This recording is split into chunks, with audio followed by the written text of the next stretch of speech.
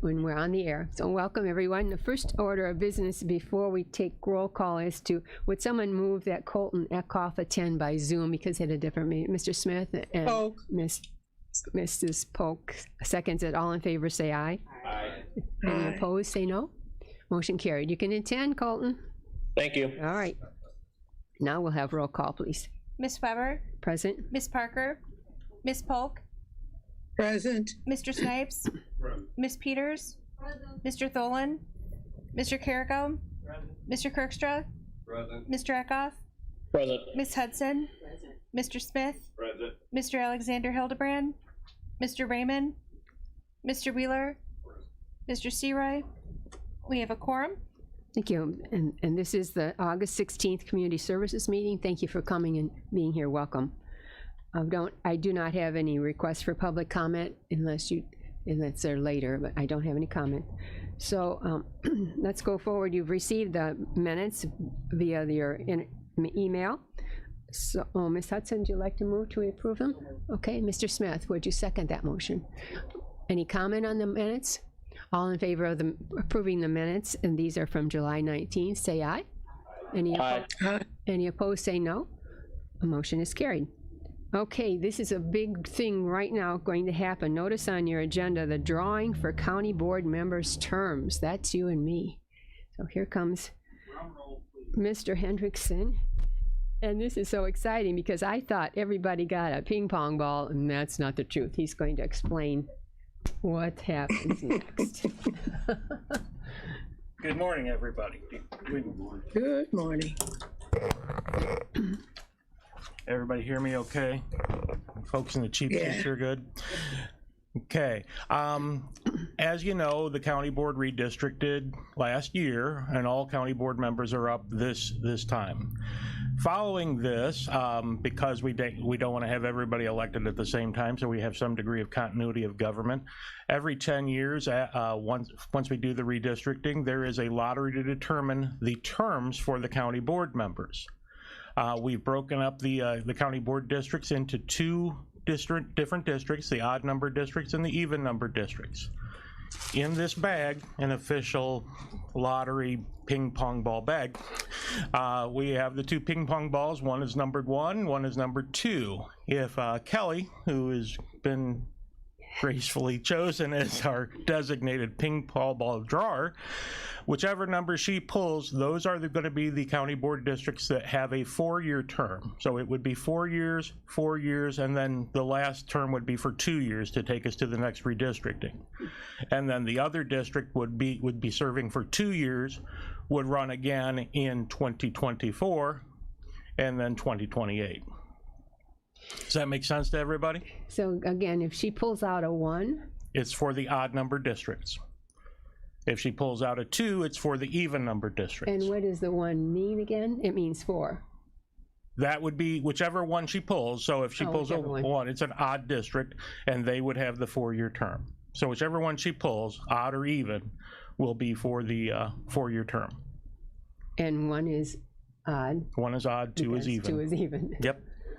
Is there any other questions besides mine? Many ones? It's clear to all of you, but it wasn't to me. That's really good. Okay, are you ready? Are we ready?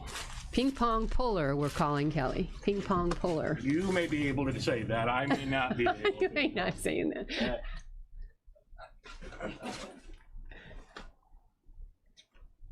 Kelly pulled the number 1. So odd number districts will have a 4-year term. The even number districts will have a 2-year term. Interesting. Okay. Everybody know your number? Yes, you do. Okay. Okay. And you'll announce that at the full board probably, or whenever, or by people watching Probably today. not, but yeah, all the folks at home. So, but everybody will be running. All county board members are running for a full term. However, because this is a, some of you are a full term for 4 years, some of you are a full term for 2 years. Does that make sense to everybody?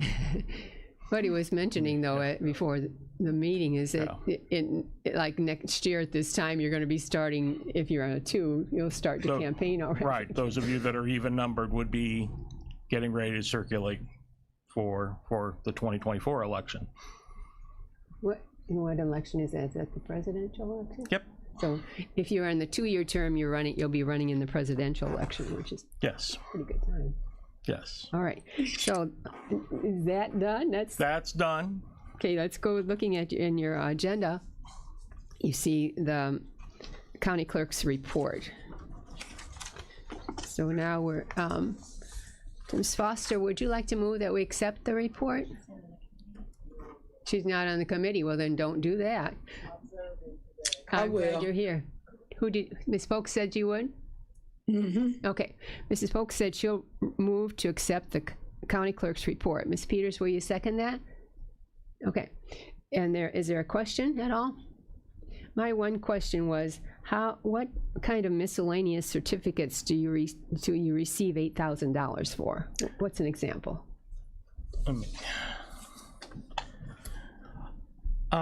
Anything that would be like liquor licenses or temporary licenses, death certificates would be under the miscellaneous.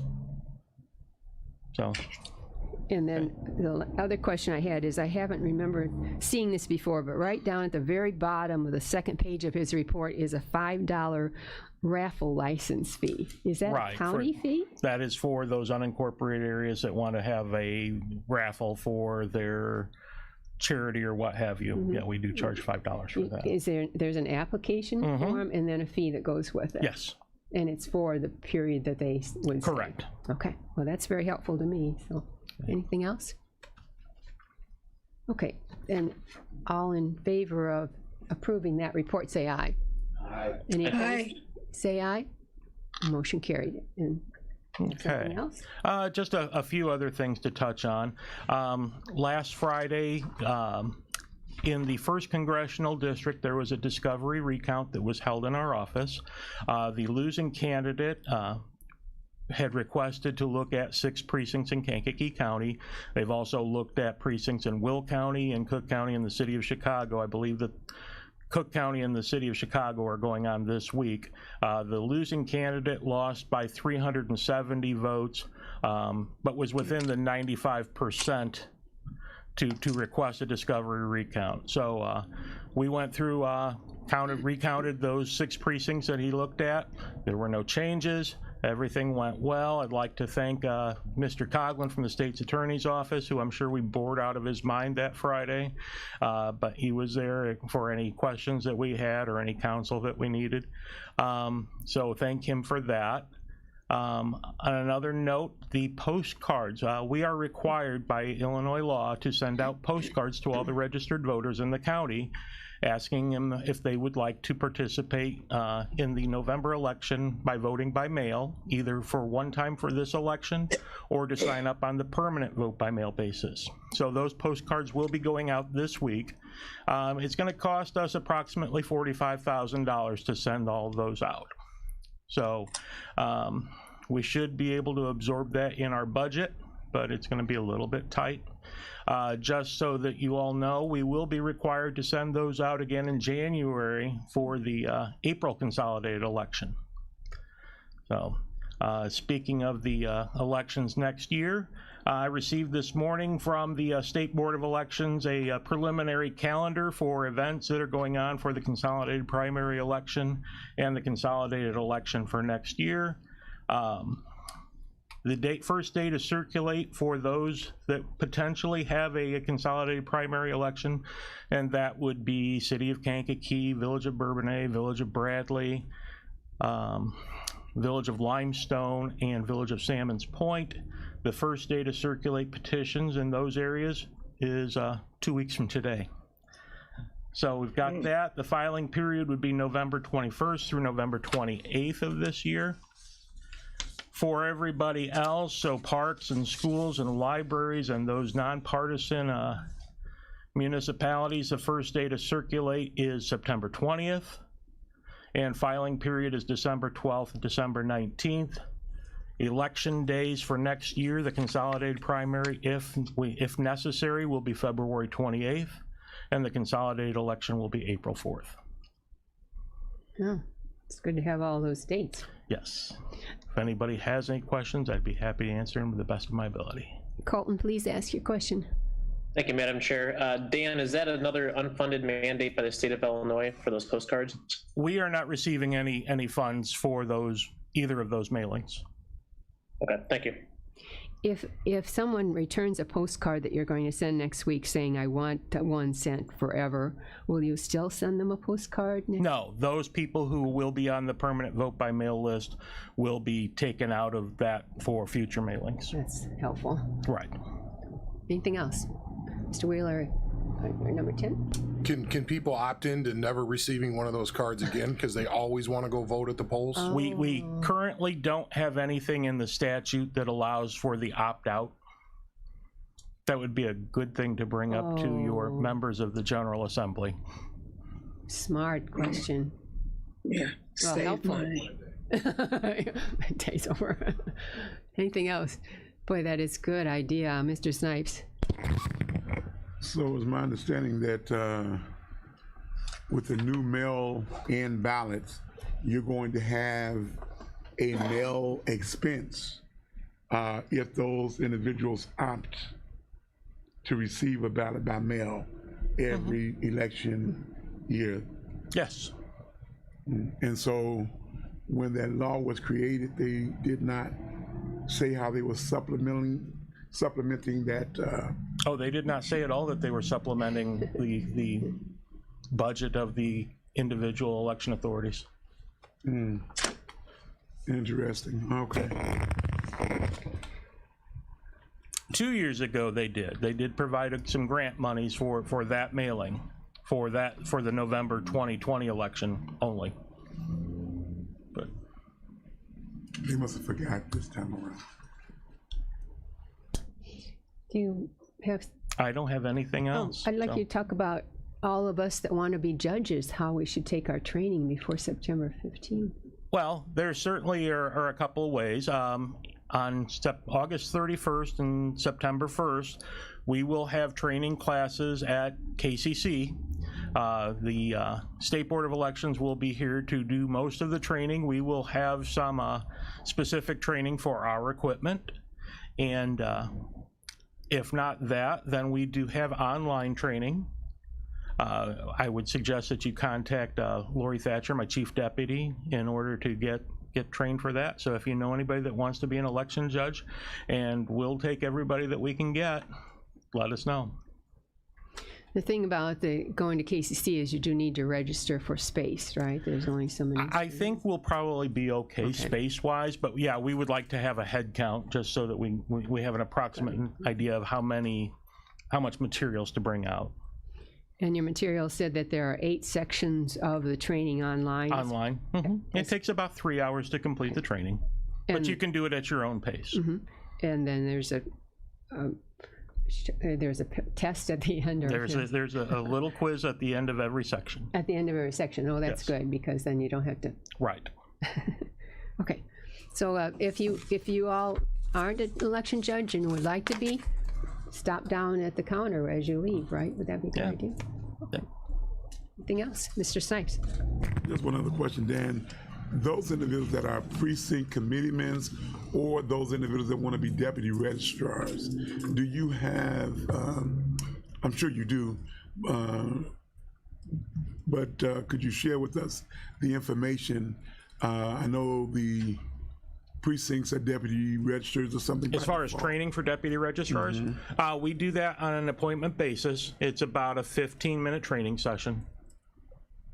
Just book that with Lori. So sounds good. Good question, too. Thank you. Okay, thanks for all your good information today. Here to help. I'm taking my ping pong balls. So, have a good day, everybody. Will it come up again? Yes, it will. 10 years from now. It won't be me, though. Okay, then.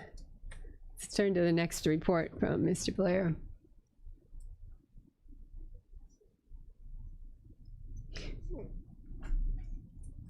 Oh, it's coming forward. You have your report in front of you and online.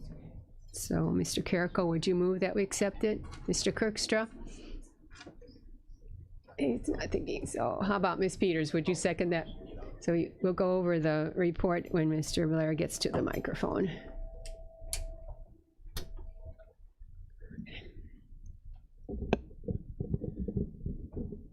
Good morning. Good morning to you. Morning. Just have a few things to update you on. Since we last spoke, I did receive all of the assessment changes from the Township Assessors. And, you know, I think I received the last one on August 8th, but that did allow us to set up to do the Supervisor of Assessments level today. I'm going to get through that pretty quickly. I just have a couple of changes to make there. And then what's pending really is tomorrow. Excuse me. Tomorrow, I plan to get into equalization and get that finished so that we can publish and notify the assessment changes. I really think we're going to get in the newspaper and get those assessment change notices out on September 8th, which would be the second Thursday in September. That's been the goal every year since I took over, and we're going to hit that mark again, I really believe. So I'm really happy with that. I want to thank my staff who did a great job under some tough conditions with you know, books coming in at all different times, and they got the work done really quickly and efficiently, and that allowed us to be able to publish on that second Thursday in September.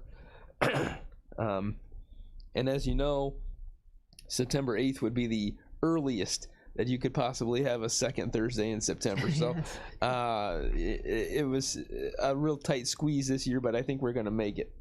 Then we'll move into a 30-day window to accept assessment appeals.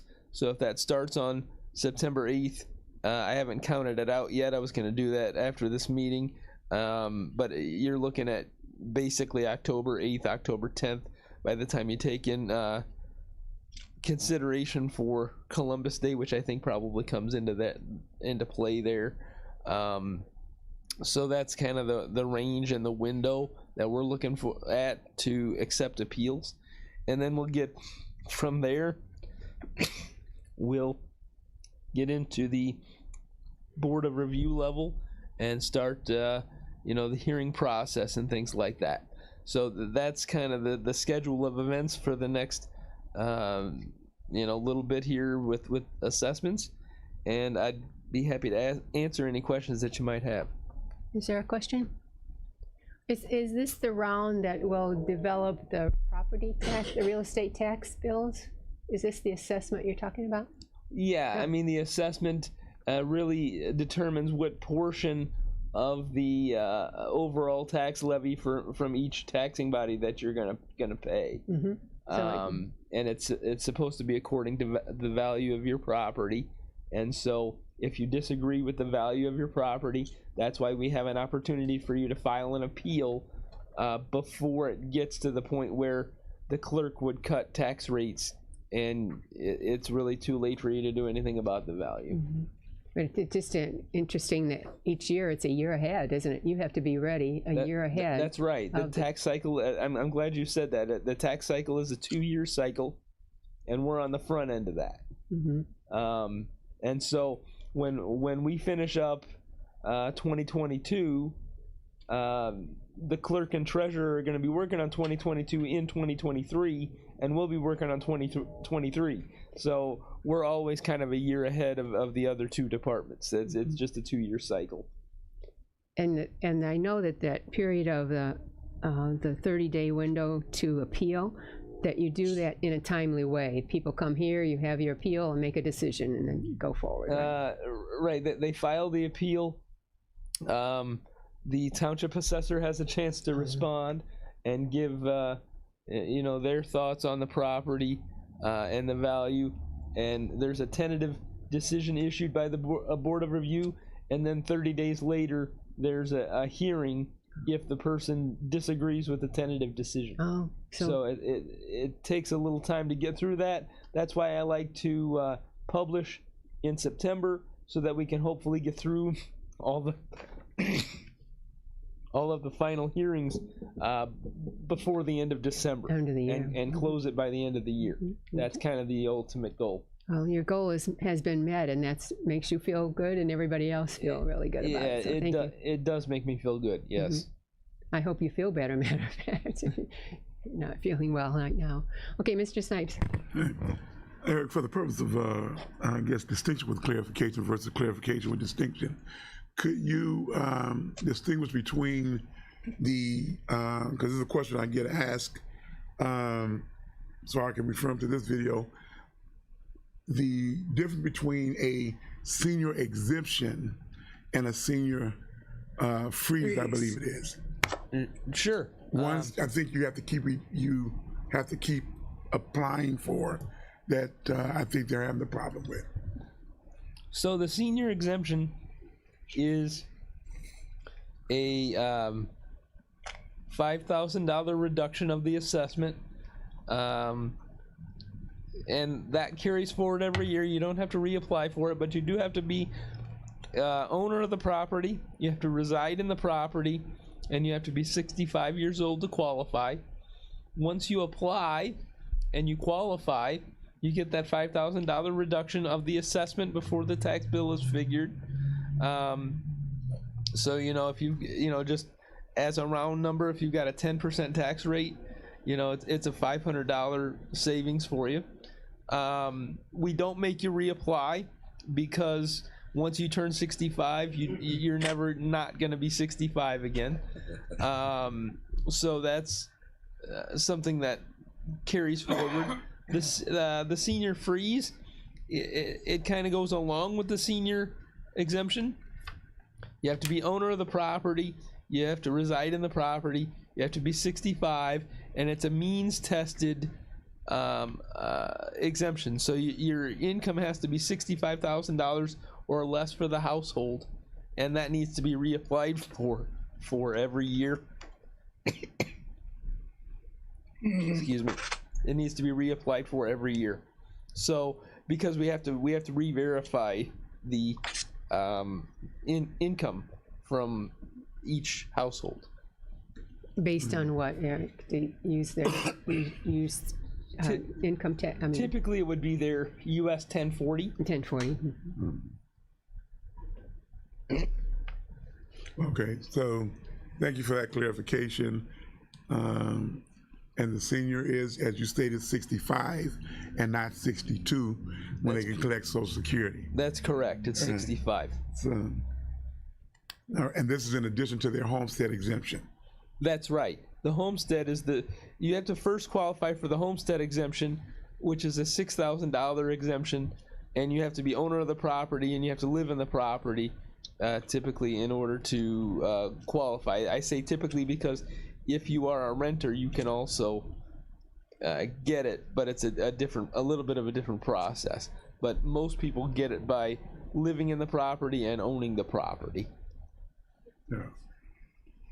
And it happens as long as you own the property, obviously. These things can happen as long as you own that property. Right. Right, okay. Ms. Peters, what's your question today? Thank you, Madam Chairman.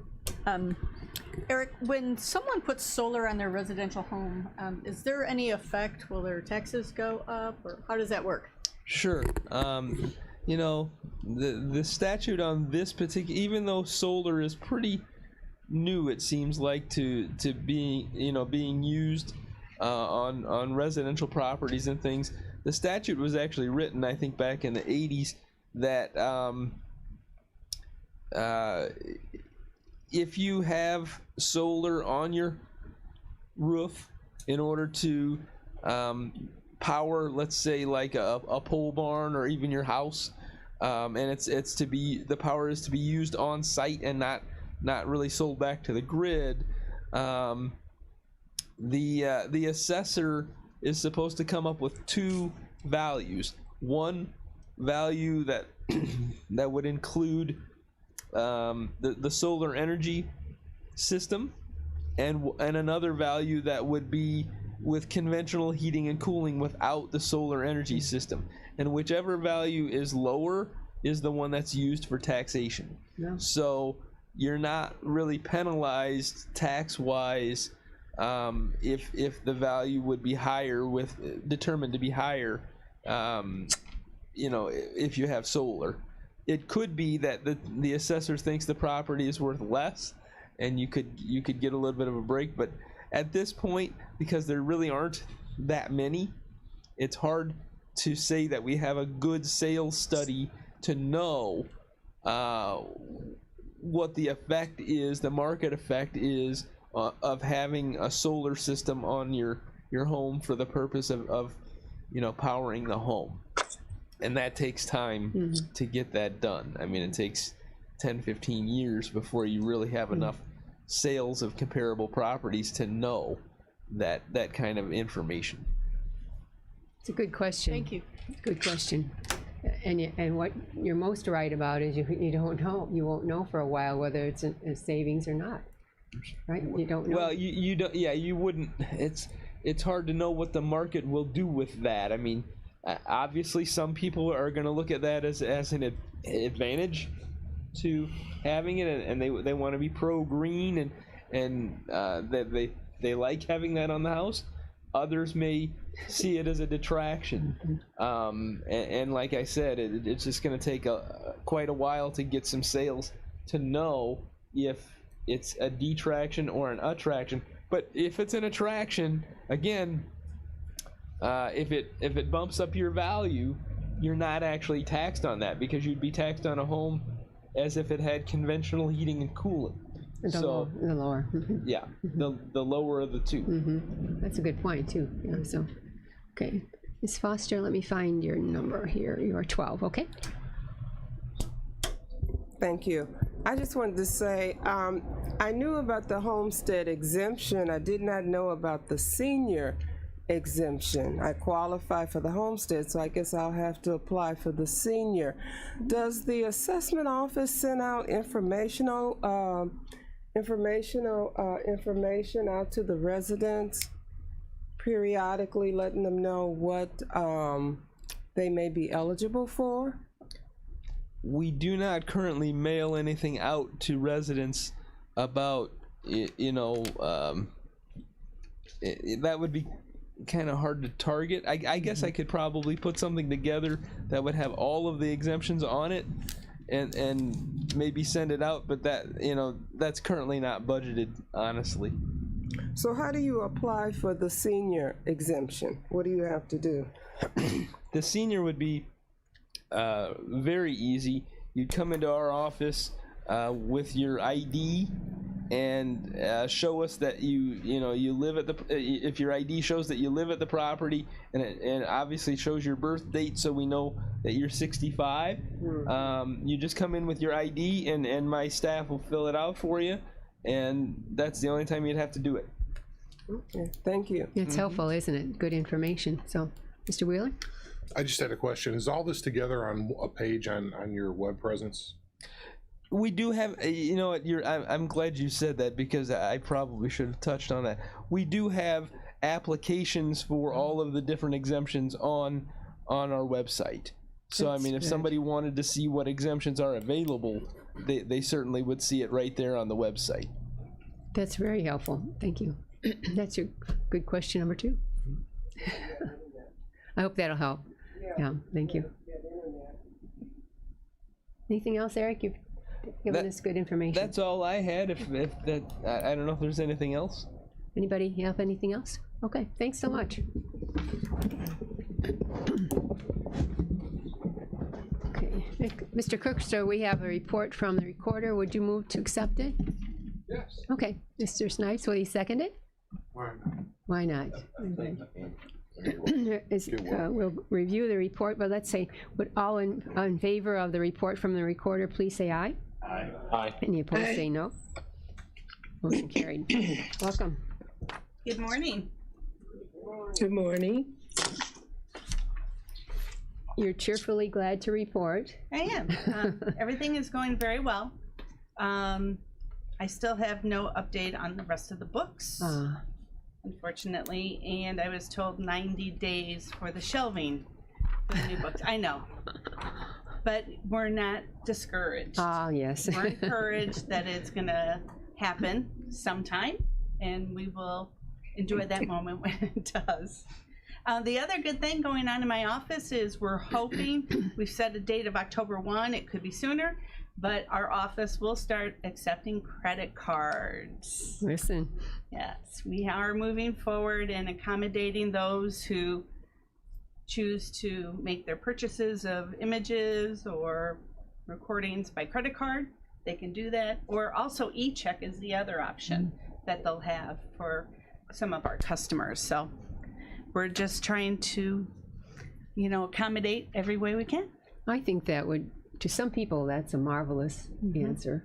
It is. And, you know, time and time again, for the last 14 years, people have come in and said, you don't take plastic. And at the time, our system didn't allow it. Our new system does. Our staff now has a year under their belt with the new system and is feeling very, very confident with everything. So now we're adding this next layer. It's wonderful.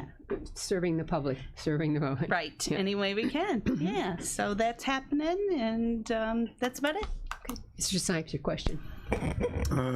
Just for the purpose of clarity, another card system and e-check, but it appears to me, I don't know, that one comes with a small fee and the other one doesn't. Right. Both of them actually do come with a fee. The e-check is like 75 cents though. Oh, okay. And then the credit card fee, this is going to be through Illinois ePay. So I believe, don't quote me 100%, I think it's 2.3%. And yes, that is going to be passed on to the end user, which, as you know, anywhere else in the building, that business happens as well too. So we're trying to, of course, we'll still take cash or check, and then there's no additional fee. So, and you know, our e-recording customers now, they're paying a fee per batch of e-recording documents. So they're used to paying not only the recording fee, but an additional fee as well too from the third-party submitter. So, you know, I'm an old school person. I still carry cash and have a checkbook, but there are people out there that live, you know, by their card. So we're just trying to be accommodating. That's good. Yes. Thank you. I just wanted to comment on your second, or I guess third page of your report, where it says total documents recorded for July 2022, 1,158. Lots of documents. Yes. You go across the line, the total deeds in July were 369. If you were to comment on which are residential and which are business, you know, how does that go out? I'm going to say it's a majority residential. Yes. You know, our commercial transaction, now also there's farms in there too. So depending, I'd be more than happy to do a study for you, maybe with this month of August. Okay. If you'd like that for Just next month. Commentaries. Sure. Just to give you an idea of what's happening. Because over the months, you've told us that houses are still selling. Yes, they are. They're selling, they're building, lots are selling. So, you know, like I said before, Kankakee County is doing well, and we should enjoy that and celebrate that. Yeah. Good. Mr. Wheeler? Is there a way to do that by zip code? Whew.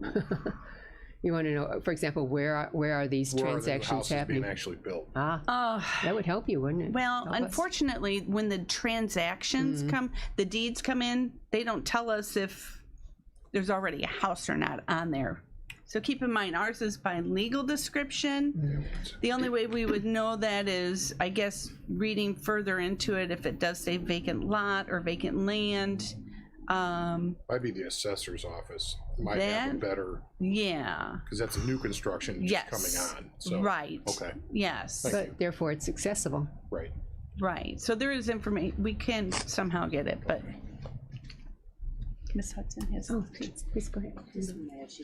Credit cards, is that debit card as well, or just major credit cards? From what I understand, because we don't have it yet, but a debit card is acceptable, but ran through as a credit card. Okay. Does that make sense? Because I'm not a debit card user either. Sorry. I'm probably the last of the Mohicans here when it comes to that. But So would it be the same fee with the debit card as with the major? Because you're running it as a credit. Okay. So, yeah. Good. Thank you. It's a good question, too. helped a lot of people today. Well, we're hoping to. That's our job. And then let's talk about our date coming up. Well, we're still, now that the shelving, we were told, is 90 days. So I'm thinking either we're going to end our fiscal year or begin our fiscal year. How's that sound? Or it could be a Christmas party. Oh, you never know. You never know. So somehow or another, we will be celebrating a lot to good things. That'd be nice. Okay. Yeah. Thank you for that. Anything else? Thanks for your time today. Well, Good thank you report. very much. Everyone have a great day.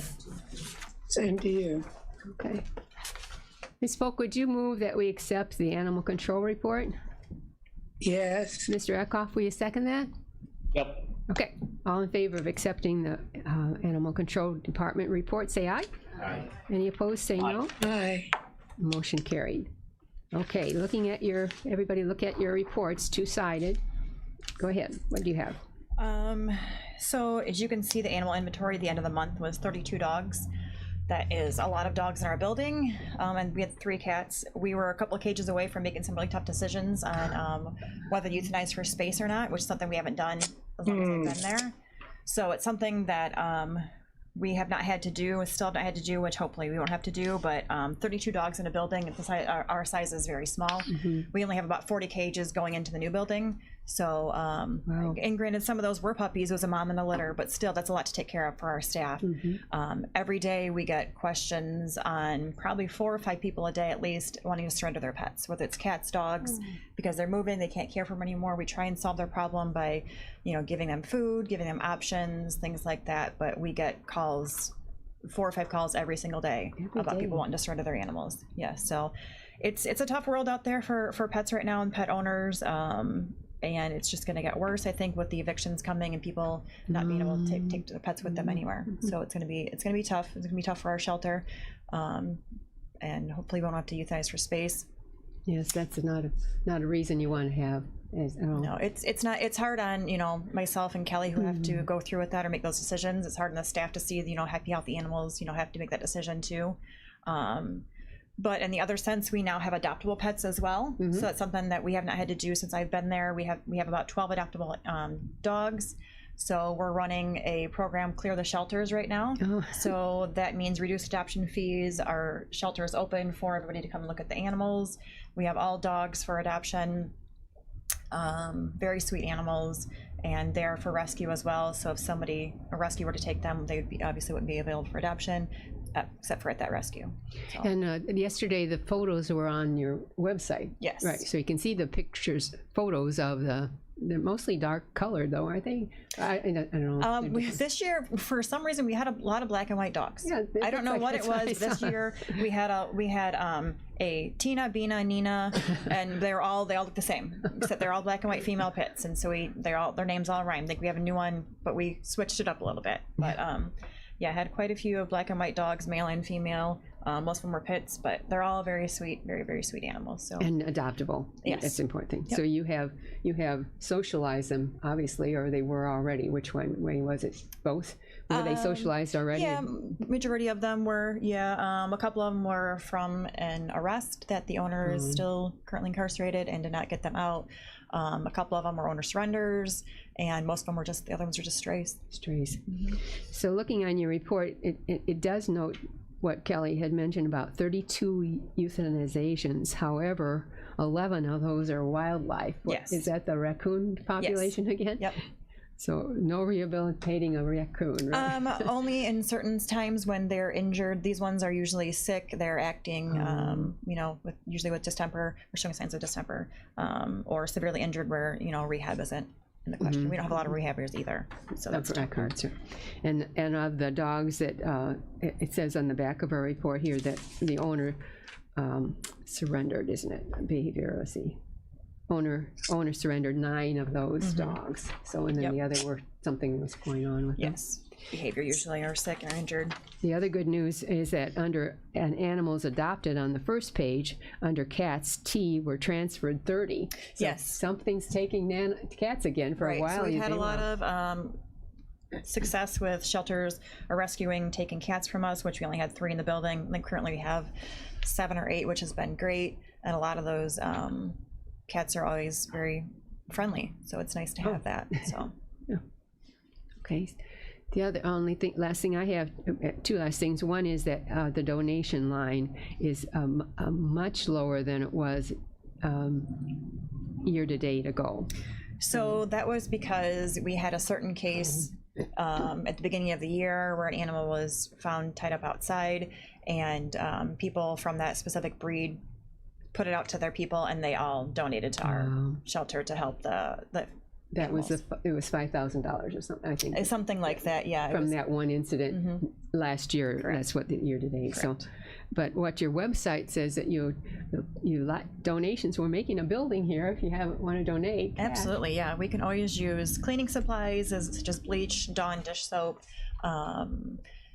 bowls, some kind of stainless steel aluminum bowls. We use cat food, dog food, anything like that. Litter, the clay litter is what we use. What else is on here? What we're referring to is I looked online and found the wish list, and I'm going to hold it up. The wish list is online under animal control, and any of these things you'll gladly accept. Absolutely. But you would highlight what if you really always food. I mean, we go Always through food like crazy. Some of the pets, like I've said before, they're picky. They're very picky with their food, and they tend to be snobs at sometimes. They have to have their food warmed up, or they don't like certain things. They like pate, or they like gravy, these kind of things. So it's we cater to their needs.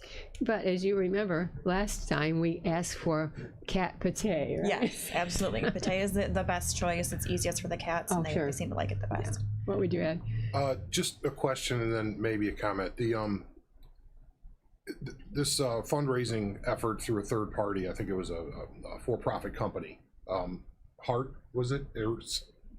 Are they matching donations? Is that what's going on? Oh, the Hills, the Hills thing, through the shelter. Yeah. Yes. So I want to say I'm not quite familiar with it. This is the first year doing it. The donations that go to it, they help promote the program, and they go to us as well. I'm not quite sure if they're matching it or not, but they do. Any donations made to that program help promote the shelter and promote our rescues and our adoptable pets. And then I want to say we get a majority of the donations.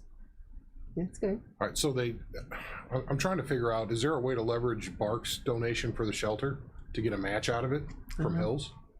Oh. You see where I'm going with that? Yeah, I don't know. I'd have to maybe check into it. Maybe look at what the senator got, another 100,000. Wow. Okay. If it works, it works. Right. Because it's not there yet. It's not been given. Right. So absolutely. just an idea. Right. So it'd be nice. That's good. So could use any help we can get. That's right. Carrie and were talking before Carrie and I were talking before the meeting about, did Bradley Bourbonnais meet with their village, or did they meet with the zoning about the new building? Oh yeah, it passed. It passed. Yeah, it passed, and then it goes to the village, which was last night, I thought. Yeah, I think it was last night. I haven't heard. And I haven't heard either. That's I didn't know if Well, the good news, if it passed the zoning, planning and zoning was what it was, then that's really good news, isn't it? There wasn't a. Yeah, they pushed it out of the full board. So for some reason I think it was 16th. I thought it was last night. I'll check. To me, I thought it was next week, but we'll see. The full board of Bourbonnais, because that's another hurdle that's passed, and you go forward then, right? So yep, that's one of the last steps in the process. Anything else? Good report today. Nice to have it. And please, if anybody has anything to donate, come on by. Absolutely. Thank Come you. adopt from us as well. Come adopt. Oh yes. Reduce adoption fees as well. Oh, she's campaigning on the way out the door. Okay, so my dog get a cat. Okay, dog, not a raccoon though. So our report for advisory committee, the meeting needed to be canceled because of quorum, so we don't have a report number 8. Is there anyone that has a new or old business item to report? Okay, Mr. Kirkstra. Madam Chairman, I move that we adjourn. Okay. Second. Ms. Polk would be seconding it. All in favor of adjourning, say aye. Aye. Any opposed?